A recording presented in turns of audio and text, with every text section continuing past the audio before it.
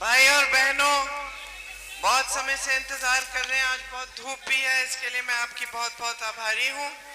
मंच पर आसीन सभी कांग्रेस के नेतागण, सभी पदाधिकारीगण, सभी कार्यकर्ता, आप सबका बहुत बहुत स्वागत इस सभा में। देखिए, चुनाव का समय है, तो सबसे पहले तो मैं आपको ये जानकारी देना चाहती हूँ कि यहाँ से कांग्रेस के प्रत्याशी मेरे भाई साहब राहुल गांधी जी हैं। राहुल गांधी जी, आपने उस पर देखा होगा, 400 किलोमीटर कन्याकुमारी से कश्मीर तक पैदल चले। उसके बाद मणिपुर से मुंबई तक उन्होंने यात्रा की, सिर्फ आप सबकी समस्याओं को सुनने और समझने के लिए और ये जानने के लिए कि कांग्रेस पार्टी आपकी किस तरह से मदद कर सकती है, कैसी नीतियां बना सकती हैं जिससे आपका विकास हो। अब 10 सालों से देश में, प्रदेश में भाजपा की सरकार रही है। मोदी जी ने बहुत बड़े बड़े प्रचार किए, उन्होंने बहुत बड़े वादे भी किए, और आप जब भी टीवी चलाते हैं तो आपको दिखता होगा कि कितने बड़े इवेंट कर रहे हैं। मोदी जी बड़े बड़े मंचों पे दिख रहे हैं, बड़े बड़े सेठों, बड़े बड़े नेताओं के साथ दिख रहे हैं। लेकिन अफसोस की बात यह है कि जितने वादे इन्होंने किए, उनमें से अगर एक भी पूरा कर लिया होता तो आज जनता की ये परिस्थिति नहीं होती जो अभी है। परिस्थितियां क्या है? परिस्थितियां क्या है? कमर तोड़ महंगाई है। आज मेरी बहनें अगर कुछ खरीदने जाएं, दुकान जाएं, तो आधी चीजें छोड़ के आ जाएंगी। सोचेंगी कि कोई बात नहीं, अगली बार ले लेंगे, अभी इतनी जरूरत नहीं है, छोड़ ही देते हैं, है ना। घर में कोई बीमार पड़ता है, इलाज करना पड़ता है, घबराहट होती है कि कैसे करेंगे। किसी की 2-3 दिहाड़ियां नहीं मिली तो घर पे कोई एक परिवार का सदस्य भूखा रहता है, ज्यादातर वो महिला ही रहती है। आप खेत में काम करो, मजदूरी करो, कुछ भी करो, लेकिन कमाई पूरी नहीं होती। खेतों में परिस्थिति ये है कि जितने भी खेती के सामान हैं सारे महंगे हो गए हैं, क्योंकि मोदी जी जीएसटी लाए और आपको उन पे टैक्स भरना पड़ रहा है। खेती पे के सामानों पे आप टैक्स भरते हैं, ऊपर से अगर खेती का नुकसान होता है आपको भुगतान नहीं मिलता, और रात भर आप खेती को आवारा पशु से बचाने के लिए मचान में, खेती में बैठते हैं। तो जब जब जरूरत पड़ती है आपको कर्ज लेना पड़ता है। बच्चों की शिक्षा करानी है, बेटी की शादी करानी है, या अगर उपज का सही दाम नहीं मिला, नुकसान हो गया, नई उपज करने के लिए फिर से आपको कर्ज लेना पड़ता है। तो आप कर्ज जब लेते हैं जब बहुत ही मुसीबतें बढ़ जाती हैं और कोई चारा नहीं होता। दूसरी तरफ इस देश के बड़े बड़े खरबपति हैं, ऐसे 22 लोग हैं, 22 बड़ी बड़ी कंपनियां हैं जो मोदी जी की खास हैं। वो कर्ज लेते हैं तो मोदी जी उन कर्जों को माफ कर देते हैं। 16 लाख करोड़ रुपए का कर्ज मोदी जी ने उनका माफ कर दिया। आप कर्ज लेते हैं क्योंकि जीवन मरण के का सवाल हो जाता है, लेकिन मोदी जी आपके कर्ज माफ नहीं करते। 1 रुपया किसी किसान का नहीं माफ किया। आज 10 साल हो गए हैं। किसानों की आत्महत्याएं इतनी बढ़ गई हैं क्योंकि अक्सर कर्ज लेता है और चुका नहीं पाता, बच्चों को खिला नहीं पाता, आगे बढ़ नहीं पाता। लेकिन इस सरकार ने उसके लिए कोई नीति नहीं बनाई। आज वो जमाना नहीं रहा कि आप बच्चों को, जैसे ही बच्चे बड़े हो जाते हैं आप खेतों में लगा देते हैं मजदूरी करने। आज वो जमाना नहीं रहा। आज हर गांव में, पिछड़े से पिछड़े गांव में, जो गरीब से गरीब परिवार है, उसमें भी लोग अपने बच्चों को पढ़ाना चाहते हैं। वो चाहते हैं कि बच्चा शिक्षित हो, अच्छा रोजगार मिले, अच्छा भविष्य हो उसका। तो आप मेहनत करते हैं, आप दिन रात मेहनत करते हैं, फिर भी आपकी कमाई पूरी नहीं होती। बच्चों को पढ़ाते हैं, शिक्षित करते हैं, कोई बीएससी पास है, कोई बीटेक पास है, कोई एमएससी पास है, कोई एमए पास है, लेकिन किसी के पास रोजगार नहीं है, क्योंकि जो रोजगार बनाने के साधन थे वो लगभग सारे मोदी जी के कार्यकाल में बंद होने के कगार पे है। कैसे? सबसे पहला साधन तो खेती ही थी। खेती से रोजगार बनता था। आप कमाते थे, मजदूरों को रखते थे, रोजगार देते थे। दूसरा, छोटे कारोबार, छोटे दुकानें, उनसे रोजगार बनता था। कोई मैन्युफैक्चरिंग का यूनिट खोल लिया किसी ने, कोई ऐसी चीज बना रहे हैं जिसमें 10-15 लोगों को रोजगार देना है तो दे देते थे। नोटबंदी लाए मोदी जी, जीएसटी लाए, उससे जितने भी छोटे और मध्यम कारोबार हैं उन पे बहुत ही ज्यादा संकट हुआ, मुश्किल हो गई, उनको भी कमाना, उनके लिए भी कमाना मुश्किल हो गया, तो वहां से रोजगार ठप होने लग गए। फिर बड़े बड़े सरकारी कारोबार होते थे, बड़े कारखाने, जैसे यहाँ अपने तमाम देखें, ITI, ये BHEL अमेठी में, HAL, NTPC, ये सरकारी थे, आज भी सरकारी है, लेकिन इनके जो जितने भी सब्सिडरी हैं उनको मोदी जी ने अपने बड़े बड़े खरबपतियों को सौंप दिया है, मित्रों को। तो इससे क्या हुआ है कि आस्ते आस्ते निजीकरण शुरू हुआ है। निजीकरण होने से आपको ना स्थायी नौकरी मिलती है, ना आपको पुराना पेंशन मिलता है, आपको कभी भी नौकरी से निकाला जा सकता है, और सबसे बड़ी चीज आपको आरक्षण भी नहीं मिलता। तो आस्ते आस्ते इन्होंने ये सिलसिला शुरू कर लिया है कि बड़े जितने भी कारखाने हैं वो आस्ते आस्ते उनका निजीकरण हो रहा है। देश का कोयला, देश के बंदरगाह, देश के हवाई अड्डे, देश की बिजली, देश का पावर, देश की बड़ी बड़ी सड़कों का ठेका, सब इन्हीं गिने चुने खरबपतियों को दिया जा रहा है। तो देश की संपत्ति इसके लिए इस्तेमाल हो रही है कि उनके लाखों करोड़ों का कर्ज माफ हो, उनके बिजनेस बड़े हो, उनके कारोबार जो है वो बढ़ते रहे, उनका भविष्य मजबूत हो। और गरीबों के लिए एक भी नीति नहीं है।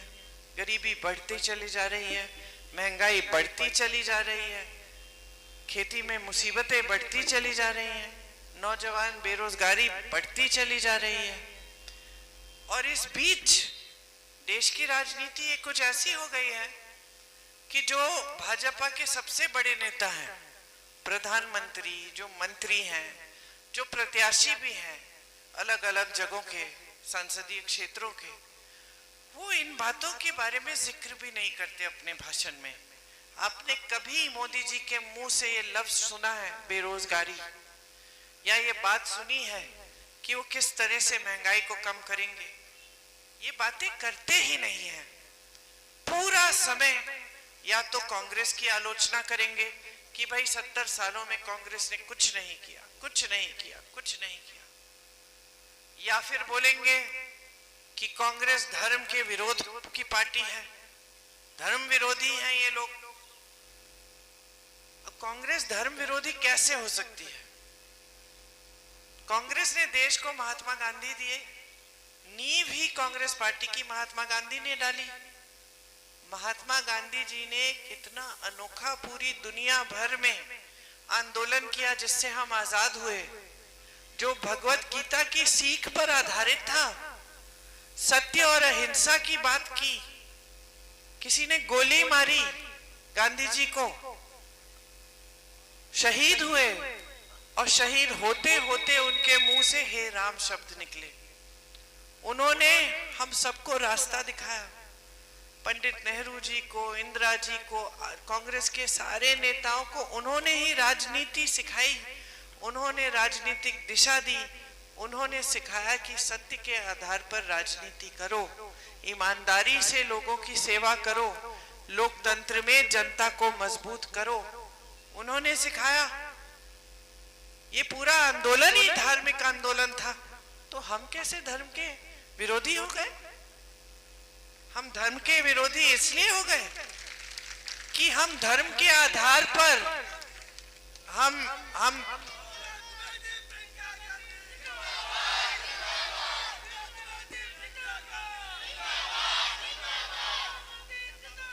अच्छा, मैं बोल रही हूँ, बोलने दीजिए, उसके बाद आप बेशक मेरे पास आ जाए। क्या हम धर्म विरोधी इसलिए हैं कि हमने कभी धर्म के आधार पर वोट नहीं मांगा आपसे? क्या यही सिखाया था हमें भगवानों ने, महात्माओं ने, गुरुओं ने, संतों ने, कि धर्म के आधार पर सत्ता लो, कि धर्म के आधार पर लोगों को बांट के अपनी राजनीति करो? और क्योंकि हम नहीं करते हैं इसलिए हम धर्म विरोधी बन गए हैं। सोच लीजिए, कांग्रेस के बड़े से बड़े नेता आपके सांसद रहे, इंदिरा जी सांसद रही, शहीद हो गई देश के लिए, 33 गोलियां ली इस देश के लिए,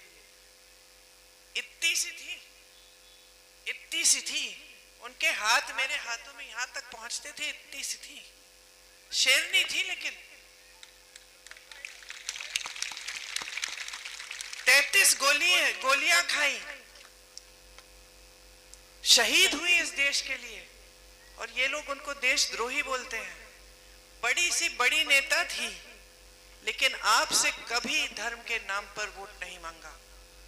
आपसे हमेशा अपने काम के आधार पर वोट मांगा कि मैंने ये किया है, ये किया है, ये किया है, आपको मजबूत करने के लिए।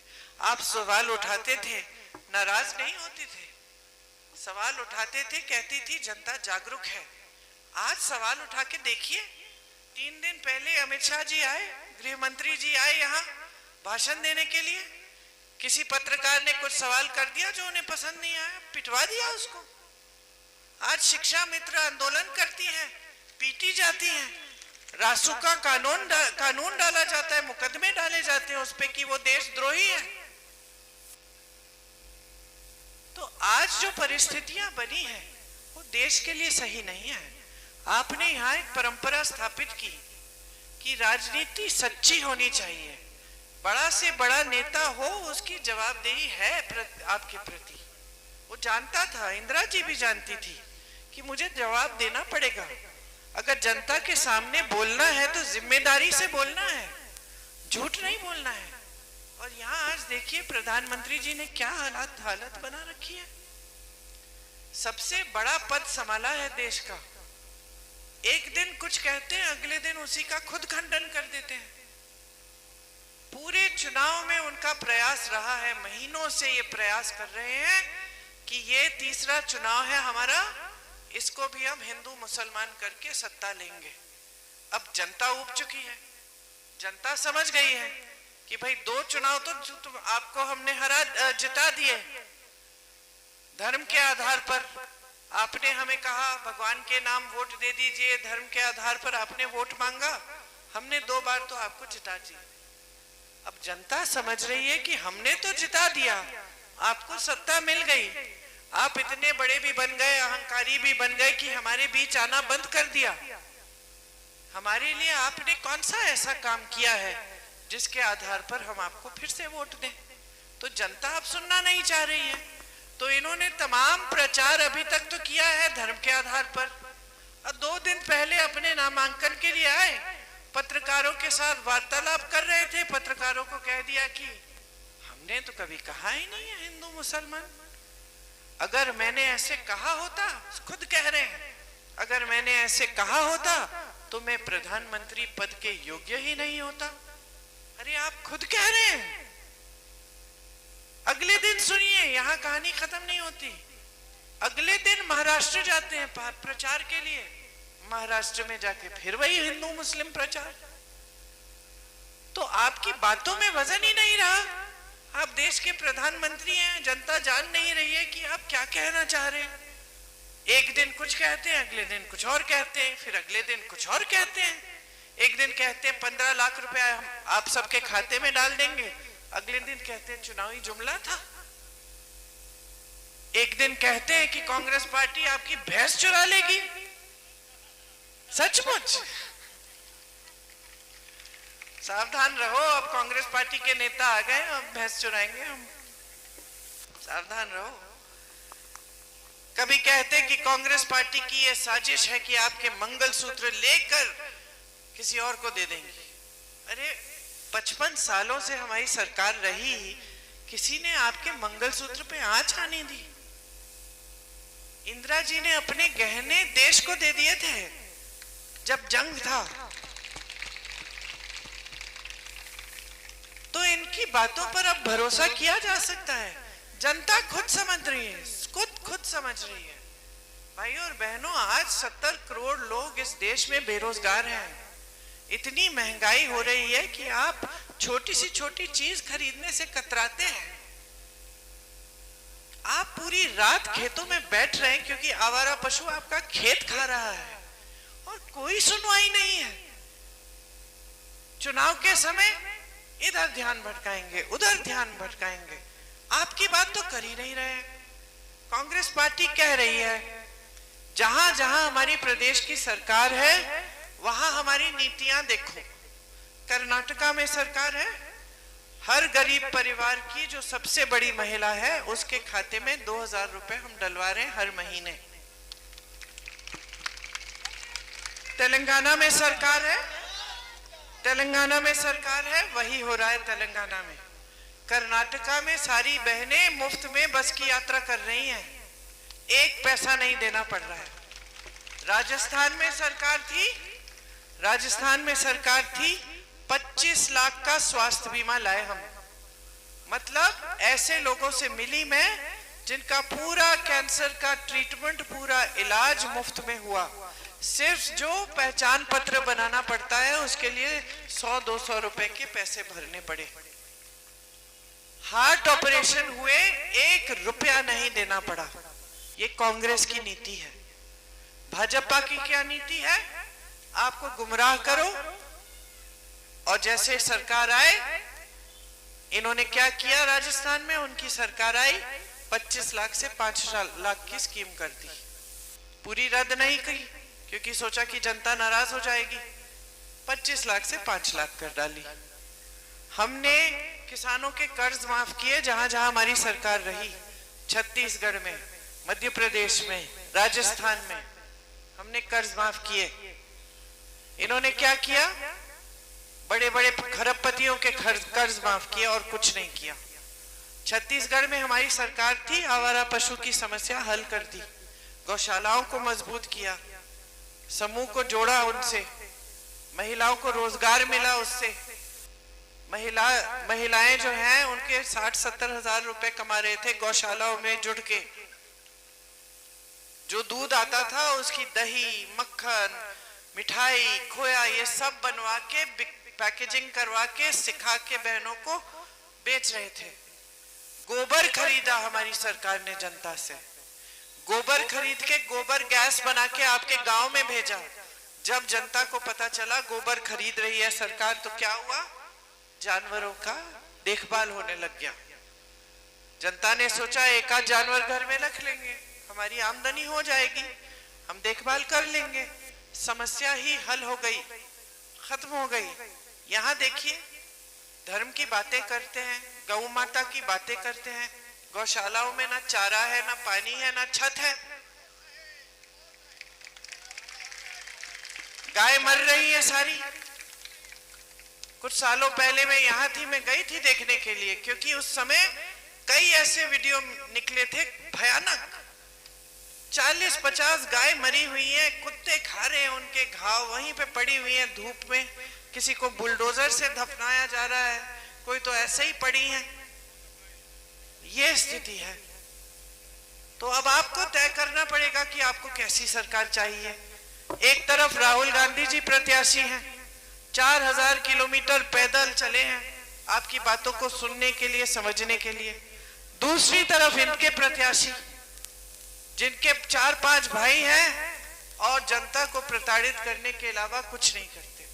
जमीनें हड़प रहे हैं, अधिकारियों पे दबाव है, प्रशासन पे दबाव डालते हैं, प्रधानों पे दबाव डालते हैं, कोटेदारों पे दबाव डालते हैं। आज उत्तर प्रदेश में कोटेदार बेचारा कितना कमाता है? 90 रुपए कमा रहा है। अन्य प्रदेशों में कम से कम 200 तो कमा लेता है। उस कमाई में से भी कोई ना कोई अधिकारी थोड़ा बहुत ले लेता है, 75 भी नहीं कमाता होगा। अब उसके ऊपर से आप उस पर दबाव डाल रहे हैं कि हमारे लिए वोट डलवाइए। मारपीट हो रही है, कहीं हमारे किसी कार्यकर्ता को देख लेते हैं, उसको धमका देते हैं।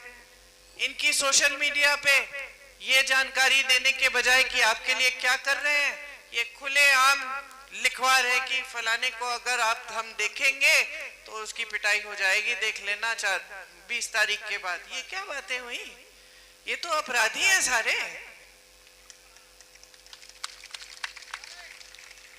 इन अपराधियों को सत्ता देंगे, क्या करेंगे? दबा के रखेंगे आपको।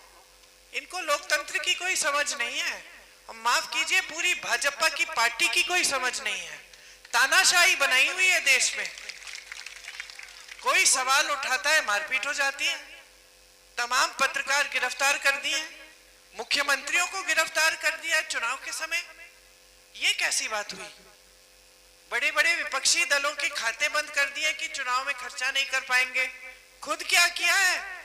जो 55 सालों में कांग्रेस पार्टी नहीं किए और जो कांग्रेस पार्टी ने कभी प्रयास भी नहीं किया करने का, इन्होंने क्या किया?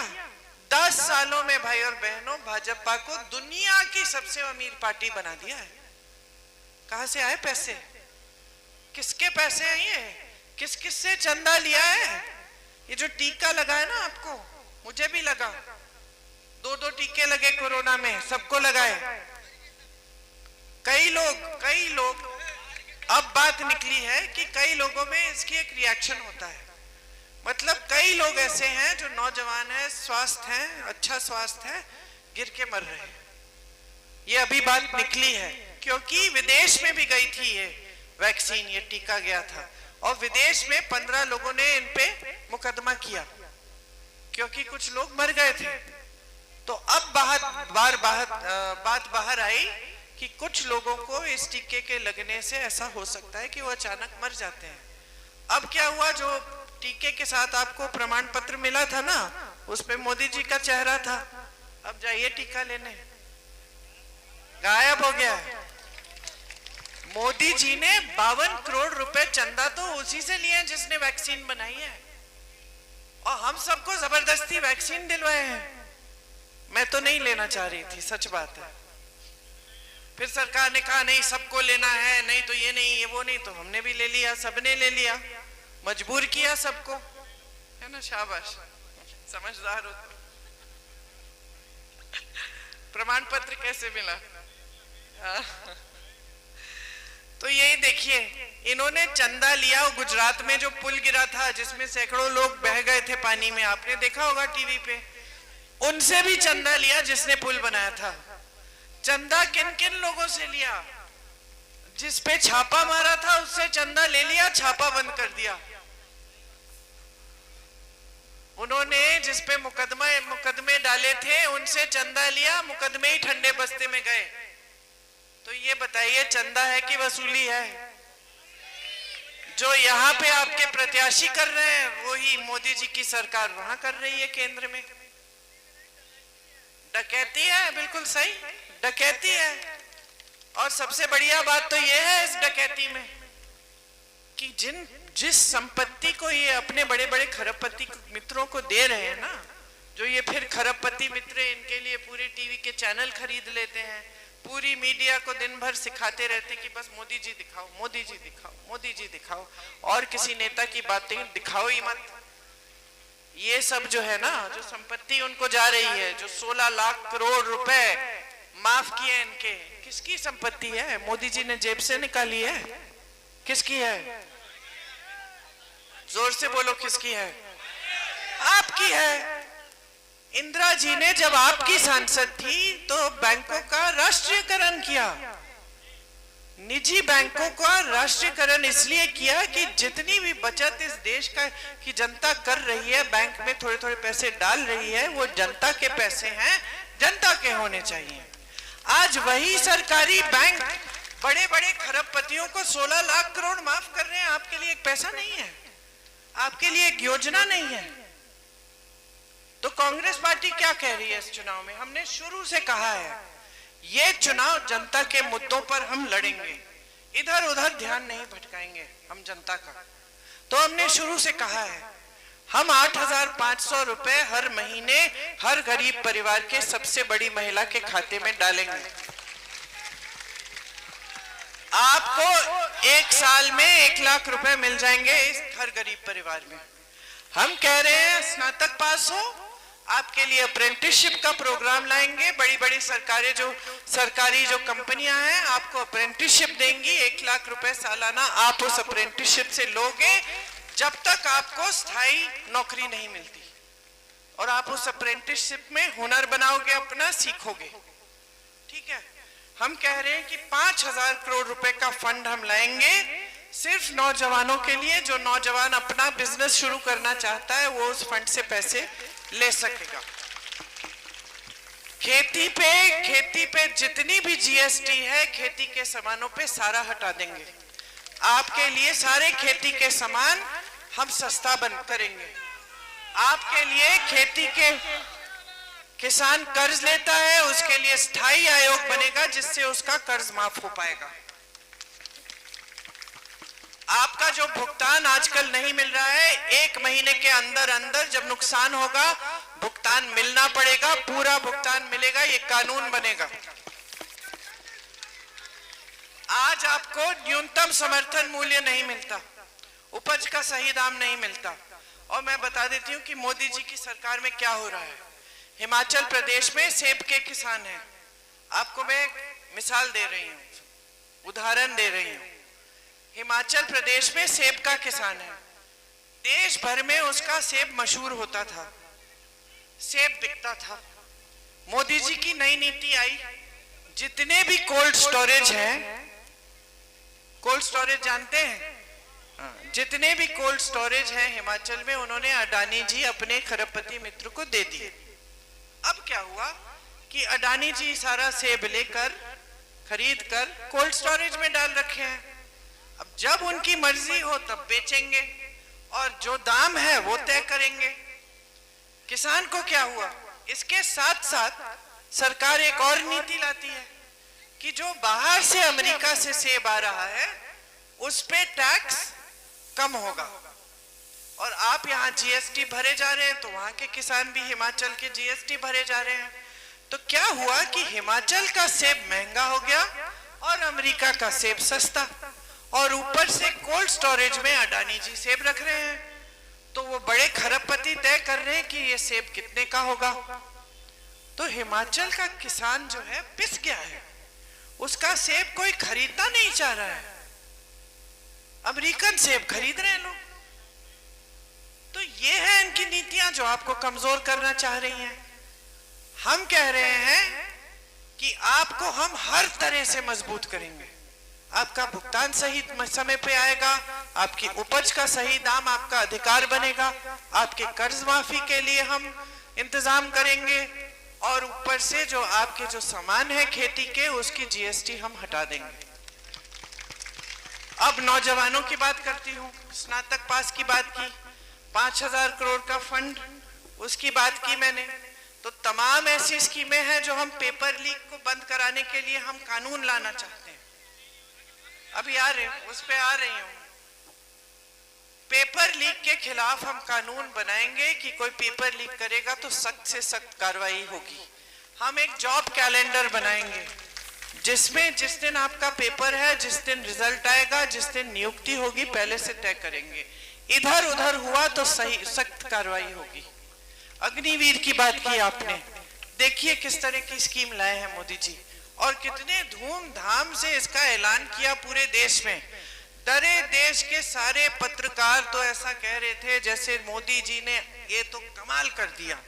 मोदी जी का मास्टर स्ट्रोक क्या था? ये मास्टर स्ट्रोक कि 4 सालों के लिए सेना में आप नौकरी करेंगे और घर आएंगे बेरोजगार हो जाएंगे, और शहीद हो जाएंगे अगर देश के लिए तो शहीद का दर्जा नहीं मिलेगा आपको। आप शहीद हो जाएंगे तो आपके माँ बाप को शहीद का पेंशन भी नहीं मिलेगा। ये स्कीम लाए धूमधाम से मोदी जी आपके लिए। पूरा देश खड़ा है, कह रहा है कि हमें ऐसी स्कीमें नहीं चाहिए। हम अग्निवीर को रद्द करेंगे, खत्म कर देंगे ये स्कीम। और जहां जहां सरकारी कंपनियों में इन्होंने सारी नौकरियां ठेकेदारी पे कर दी हैं, सब ठेकेदारी पे हैं। ये सब ठेकेदारी वाली नौकरी हटा के हम सही वाली नौकरी, पुरानी टाइप की नौकरी आपको देंगे। 25 लाख के बीमे के बारे में मैंने आपको बताया, स्वास्थ्य के लिए। श्रमिकों का इतना शोषण हो रहा है आजकल, ठेकेदार कुछ भी दे देगा, कितनी भी मजदूरी दे देगा। लोग गरीब हैं, लोग बेरोजगार हैं, लोग कर लेंगे इतने में मजदूरी। हम कानून लाएंगे कि 400 रुपए से कम दिहाड़ी कोई नहीं दे सकता पूरे देश भर में। जैसे मनरेगा गांव में है और आजकल इन्होंने कमजोर किया है। हमने इसमें खूब पैसे डाले थे, आपको समय पे आपके पैसे मिलते थे, आजकल नहीं मिलते। हम और पैसे डालेंगे मनरेगा में, प्रधानों को मजबूत बनाएंगे।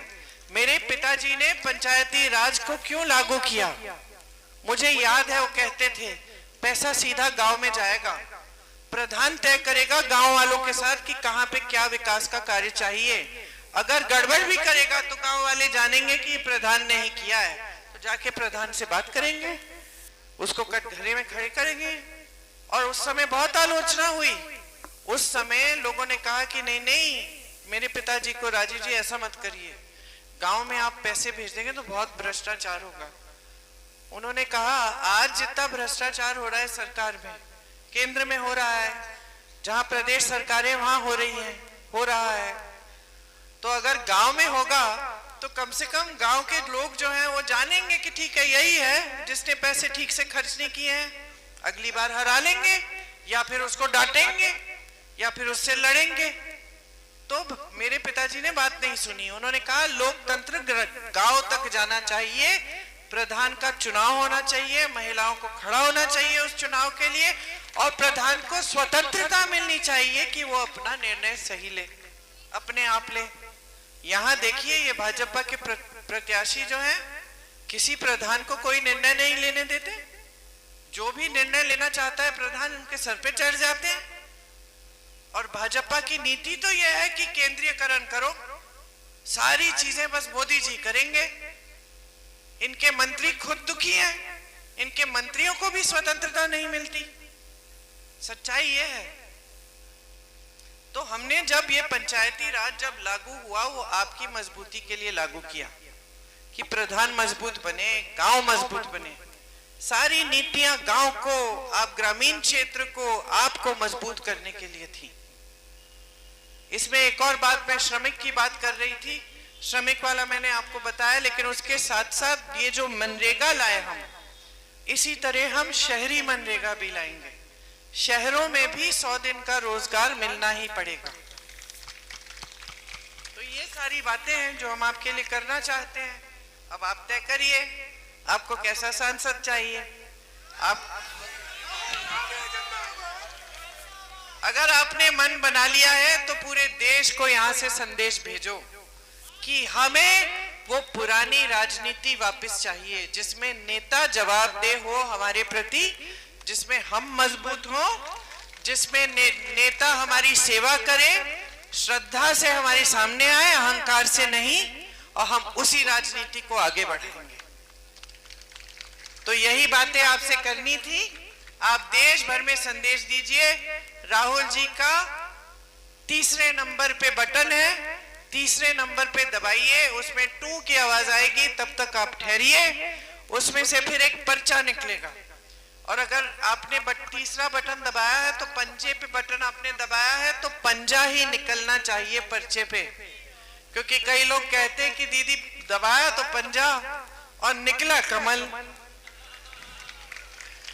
तो अब इस बार अपनी सरकार बनाओ, एक कमल वालों को हराओ, ताकि देश सचमुच तरक्की करे। ये झूठी तरक्की नहीं जो सिर्फ टीवी पे दिख रही है लेकिन आपके जीवन में उतर नहीं रही है। आपने बहुत ध्यान से मेरी बातें सुनी, इसके लिए आपका बहुत बहुत धन्यवाद। जय हिंद। आ जाइए।